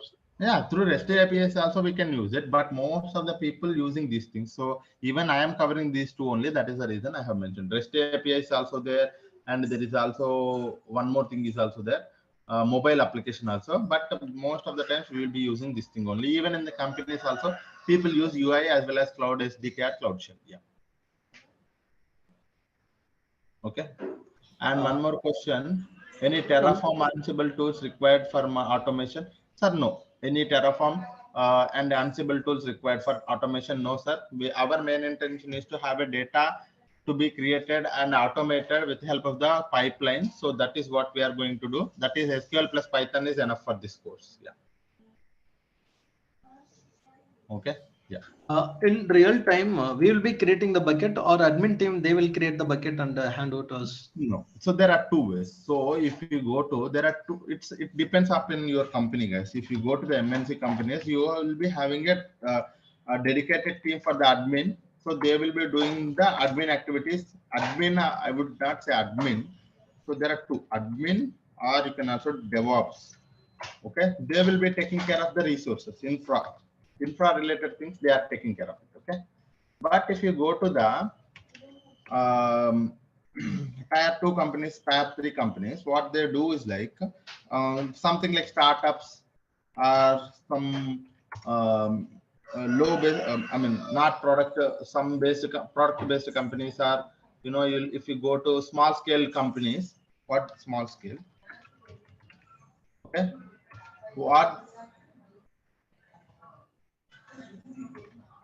what they do is like they will provide an entire, because it is a small startup company, and you have to do everything on your own. In that case, you will be getting a chance to work on the UI. You will be getting a chance to creating a bucket, anything. You yourself have to work with the admin activities as well. That means IAM, all of those things, and permissions, roles. You yourself have to create a bucket. But when you are going to the MNC companies, most of the times they will not providing you access to do that. But there is an environment called sandbox. In that sandbox, you can do anything. But if you look at the prod environment, they will not provide you no access at all. Okay. If you wanted to practice anything, you can go and do it in the sandbox. But in the startup, you will be providing an access to all of the things. You can able to work with that. So this is what it is. Okay. Yeah. You will a team BigQuery with loading files with the real-time scenarios? Yes, guys. I will teach. It's not team, right? You will teach. Yes. So you will teach BigQuery with loading files with the real-time scenarios. Don't worry about that. We will be having a plenty of such scenarios. Data proc, data flow, everywhere we are using the BigQuery. And I will take some CSV files. I'll upload it to the. I'll upload them as a. I will upload it to. Sorry, I will create a tables on top of those CSV files. And one more thing also. What we will do is like we will automate that process. Okay, as I told you, I don't want it to manually do it tomorrow. Okay, if a file CSV file available in the GCS bucket, what I wanted to do, sir, automatically it has to create a table inside the BigQuery. Okay, that automatic scenarios we will see. Don't worry about that, sir. Plenty of automations, plenty of scenarios, topics, real-time things we are going to see in our thing, guys. Don't worry about that. Yeah, just to focus on the knowledge, you will be able to get a lot of you know, real-time scenarios from me. The only thing is like please be attentive during the class. Yeah, yeah. Now, so this is enough for today. What I will do is like I will try to tell you how to create an account. So we will see tomorrow rest of the concepts. Okay. Now let us see how to create a bucket. Sorry, it's already 8:20, guys. Okay. So let me. Can we see it tomorrow or shall we see it today itself? Sir, I would tell you. So some people are asking for the. Yeah. Some people are asking for the slides and some people are asking. So slides I may not be sharing with you, but what I will do is like I will share you the material. Okay, what is that material? It is a very robust and you see the material for the Google Cloud Storage tomorrow. Today we have seen, right? What is the Google Cloud Storage? This is access to my notes I will give you, sir. What is a GCS? How to create a bucket? All the concepts, high level concepts. And note, oh, here I have mentioned, sir, whenever you use any service in the Google Cloud platform, okay, this is one more thing, two costs associated. One is storage cost, retrieval cost. Tomorrow we will see this point. Okay, so these notes I will provide it to you guys. Okay, I will provide access to the my notebook. This is my OneNote notebook. We will be having all of these things here only. So I will provide access to that. And so that for that one, I want everyone to complete your registrations. Then only there will be a group created. There I will provide the link for that so that you will be able to access it.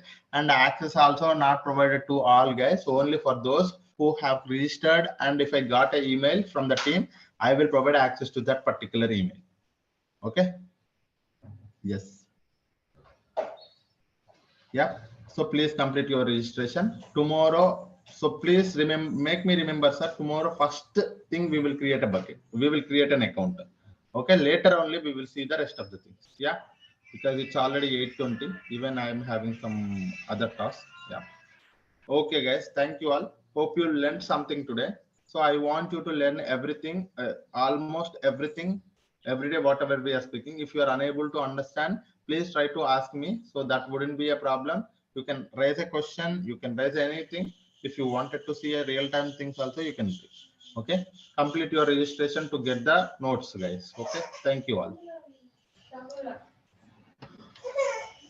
Hope you learned something today. Thank you all.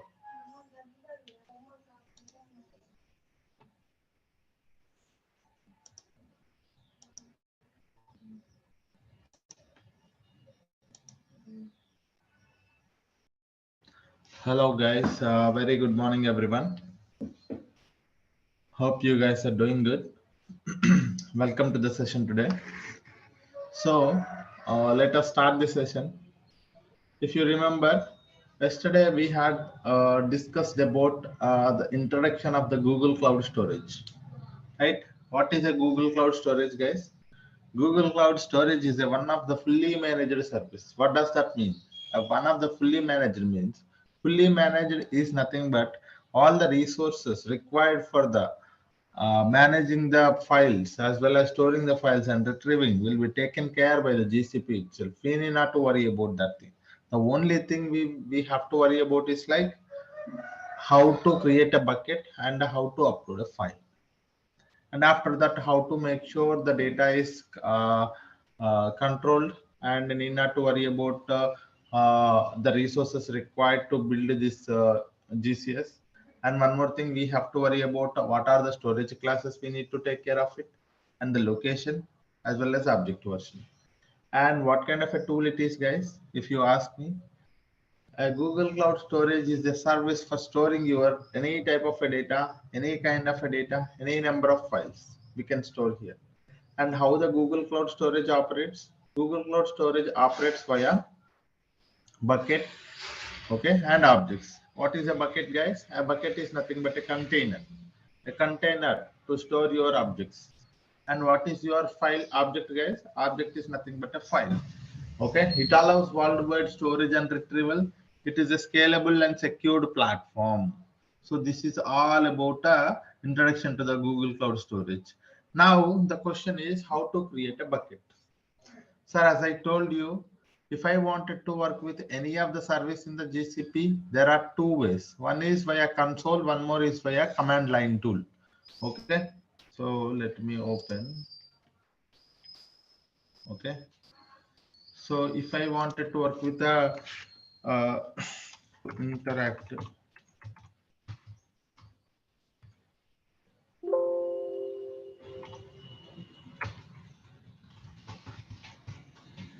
to interact with GCP, how many ways we can interact with the GCP? Guys, there are plenty of ways. The REST APIs, there are many things, but mainly as a developer, as a data engineer, we are going to work with, we are going to focus on two things. Okay, that is, one is user interface. That is what we call as a console. One more is command line tool. That is your shell or SDK.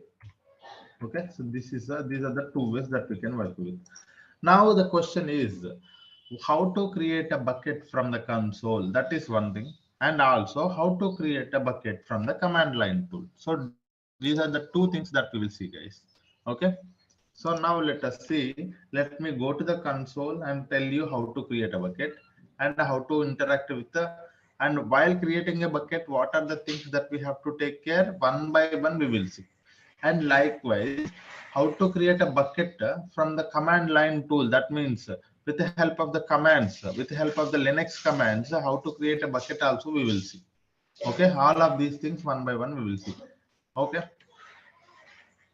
for that one, let me go to my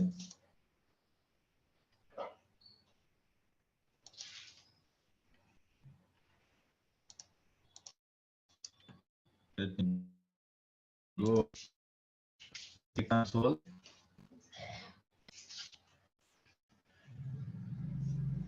Okay, login in. I am logging into my console, guys. Google Cloud.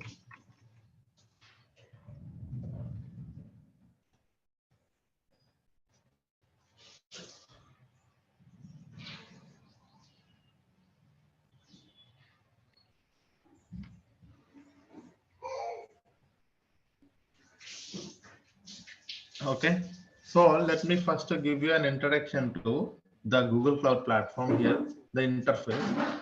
So when you enter, when you logged into your Google Cloud, so this is how the interface looks like. Okay, in the interface top left, you will be able to see all the services. This is your navigation menu where you will be able to see all the list of services or the products available in the Google Cloud. Okay, so this is one thing. And one more thing, once you have here, so everything is worked by project, guys. Okay, this is something that we are going to start maybe tomorrow or day after tomorrow about what is a project and how to interact with all of these things. We will see tomorrow, guys. But for now, just understand that.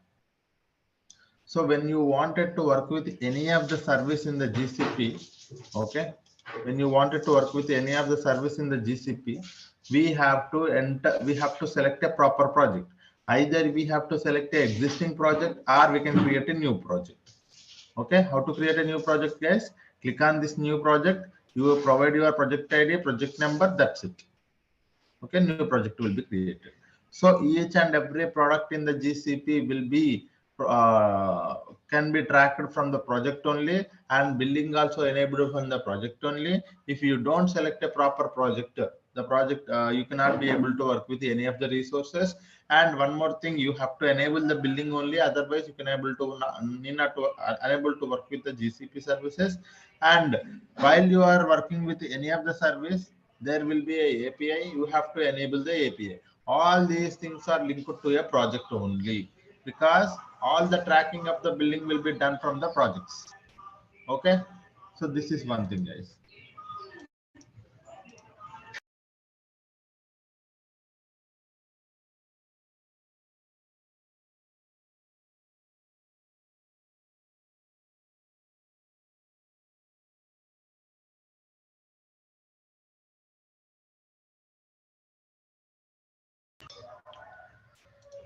Okay, now once you have here, sir, if you wanted to work with any of the service in the GCP, either you can go to the left navigation menu, select that service. Like if you are working with the Google Cloud Storage, you can select here. No, you wanted to directly select it, you can directly search that particular service. You can also select it from here. Okay, Google Cloud Storage. And after that, sir, there is a free trial status, how much amount of money that is left in your free trial status and how many days it is, you can able to see from here. Okay, and here this is where you can able to activate your Cloud Shell, sir. If we wanted to work with the Cloud Shell, nothing but a command line tool, where this is where the place you have to go and click on activate the Cloud Shell. When you click on activate the Cloud Shell, one more at the bottom you will be able to see a command line tool will be opened for us. It takes like almost 30 seconds. For the first time it can take 30 to 40 seconds. You see here a Cloud Shell terminal will be opened for us. Okay, so this is a we will see what is actually a Cloud Shell and what kind of a tool it is and how to an introduction to the Cloud Shell also I will tell you guys, but now let us not worry about that. And after that, this is where you will be able to see all the notifications when you create a bucket, when you delete a bucket, when you move something, you will be able to see here. And the settings, you if you wanted to go to the project settings, you can go for from here. And all the if you wanted to add one more account, a sign out account, and you wanted to look at your account details, so from here you will be able to do it. So this is all about the interface of the Google Cloud, guys. In a Google Cloud, you will be able to have a navigation menu for selecting the each and every service, or go to the search box for selecting a proper service. And one more thing is like you can select a proper project here. Either you can select an existing project or create a new project. And here you can go to the project settings as well from here. Okay, and one more thing is like activate Cloud Shell. So you can able to see the Cloud Shell was activated, you will be able to see. So whenever you are working from the console also, the very first thing is like you select a project, right? Likewise, whenever you work from a Cloud Shell also, you select a proper project. Okay, so this project by default the this project is selected. How I know every project is tracked with the help of their project ID, guys. So this is your project ID, Arboreal Avatar, right? Here you see Arboreal Avatar. So this is your project ID.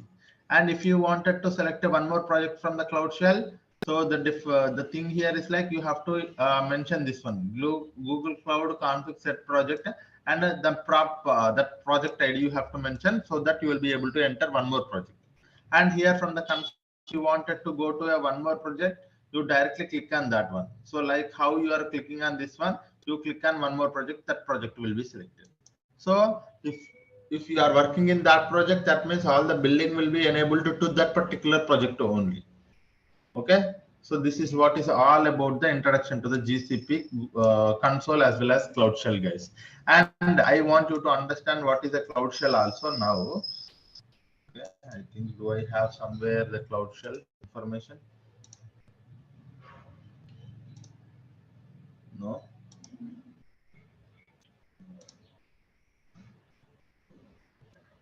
No. Yeah, here it is. Yes. Okay, so what is a cloud? As I told you guys, if anyone wanted to interact with the GCP services, there are two ways. Okay, the very first thing is web user interface. Then the very next thing is command line tool, that either Cloud Shell terminal or an editor. Sorry, Cloud Shell terminal or SDK. So these are the two ways that we can work with. And one more thing, what is a Cloud Shell? Because we know that console is a web interface. We know how the web interface works. But what does this Cloud Shell serve? A Cloud Shell is a very small Linux operating system, guys. It is a command line tool. It has a 5 GB storage. Storage size is 5 GB, and it has a language support to SQL, Python, Go, Java, all of these things. If we wanted to work with the shell, we first activate it. After that, we select a proper project and use shell commands and Linux commands to interact with the each and every services. Okay, so this is what is a Cloud Shell, guys. You should not you should understand that the Cloud Shell is a very small machine. When I say a very small machine, it does have a Linux operating system, and it is having only 5 GB persistent disk storage, and it has a language support to SQL, Python, Go, Java. Okay, so whenever you wanted to interact with any of the service from the Cloud Shell, you provide a proper command from the Cloud Shell to interact with that particular service. That commands will be available. I will tell you how to do that because I have listed here. Okay, one by one we will see. We need not to, hurry. We are not in a hurry, guys. So what we will do? So whenever I interact with any of the services, there are two ways I will tell you. For example, today I am working about a Google Cloud Storage. I will tell how to create a bucket from the console. I will also tell you how to interact with the Cloud Shell, how to interact with the Google Cloud Storage from the Cloud Shell also. Okay, two ways we will see. Now we understood that the interface, there are two ways that we can interact. One is console and via Cloud Shell. Now we will go to the Google Cloud Storage and try to create a bucket on the console.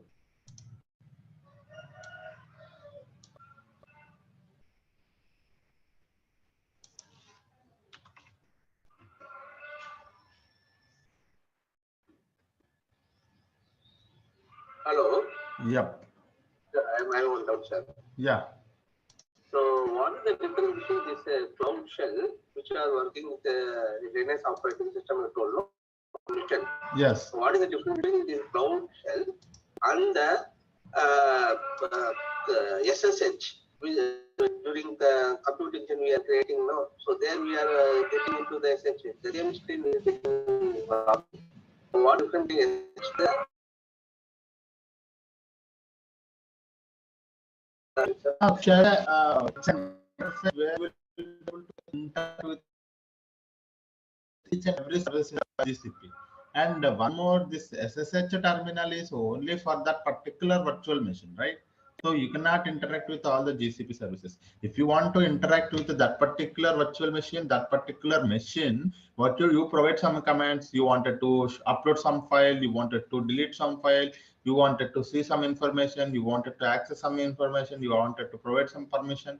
So all of those things are related to that particular virtual machine. Okay, there also you will be using a Linux commands, and those commands are also similar.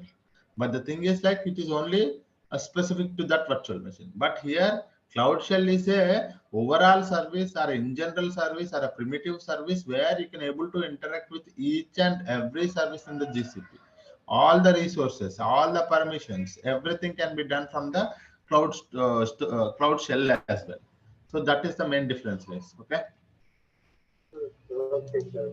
Then what is the purpose of SSH, sir? We can directly interact with what are the comments we are giving in SSH? The same No. command we can So you use. have to understand that one more thing is like if I wanted to interact, because see a virtual machine, as I told you, you have to understand this thing as well. A cloud shell is a small machine. When I mention a small machine, it have only the 5 GB persistent disk storage. And when you go to the virtual machine will be having a lot of storage. Sir, I wanted to move a file from a file of 10 GB to a virtual machine. That I can do, but I cannot load it to the Google Cloud Cloud Shell, right? Because it has only 5 GB. When I say 5 GB, you can only store until 4.5 GB of storage only. So it's not possible. But when I say virtual machine, you can able to store any amount of data as per your storage requirements. If you have given a configuration of storage like 500 GB, you can store 500 GB also. You can store 1 TB also. According to your requirement, you create a virtual machine. But it is not. It is just a small machine to interact with this and that. But it is not for running a heavy things. Okay, even you go for a heavy complex things, it will not. It will struck because it's a very small machine. But SSH terminal is a very. It's like your shell commands. Okay, you for example, you have a laptop, right? When you go to a laptop, you have a command line tool, right? That's like your SSH terminal. Okay, that means when you wanted to work with your laptop, you have a your user interface that you go do this and that. But in the command line tool, you have a command CMD. When you enter a command called CMD in your search button, you will be able to open that command line tool. You can also work with from the command line tool from any of the services. Okay, when you wanted to work with any of the services in your local laptop, so if you wanted to work with this thing, that thing, you can able to work with. So that is like your SSH terminal. Okay, a full machine and its own everything will be controlled by SSH. Not only the SSH.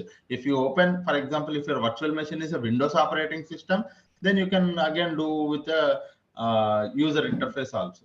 Okay, but if you have selected a Ubuntu or Debian, so then you can able to only work with the commands only in that case. So that is what that command line tool is, nothing but a SSH terminal. Yeah. Well, okay. Whether that G Cloud and GS Util, both commands will work in SSH. Of course, yes, it will work. G Cloud commands will work, yes.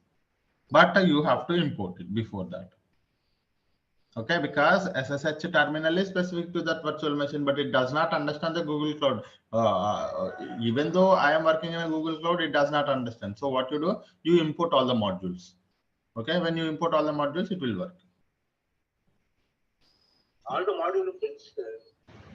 So we will see in our upcoming classes. Okay. Yeah.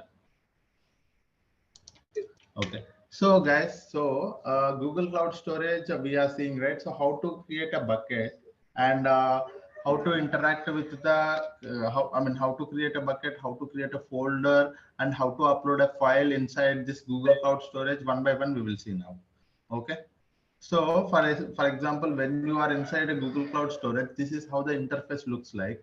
If you wanted to create a bucket, click on create bucket. Keep yourself muted, guys.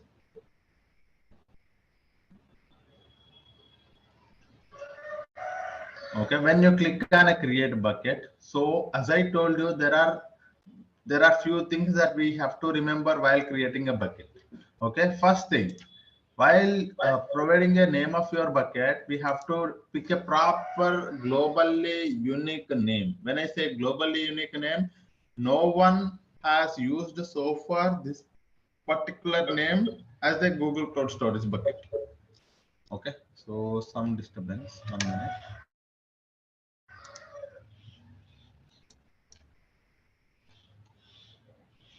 Yeah. So, when I say globally unique name, so far no one has used this name as a Google Cloud Storage bucket. No one, when I say it's not me, it's not you, it's everyone. Whoever so far worked on the Google Cloud Storage, for example, I did not create a bucket with the name of the bucket called a bucket. Okay. But someone might have used it. Okay. So this bucket name is already taken.